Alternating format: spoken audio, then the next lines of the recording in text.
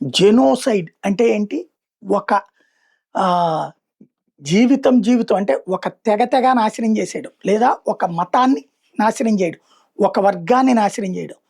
ముస్లిం వర్గాన్నంతా చేయాలని ఎవడు కోరుకోవట్లేదు. కానీ ఆ వర్గానికి సంబంధించిన వాళ్ళు యూదు జాతిని అంతం చేయడానికి ఇజ్రాయెల్ మీద పదే కుట్రలు పన్నుతున్నారు. ఇప్పుడు అట్లాగే పాక్ ఆక్యుపైడ్ జమ్మూ కాశ్మీర్‌లో కాశ్మీరీల అంతు చూసేందుకు తెగబడుతున్నారు.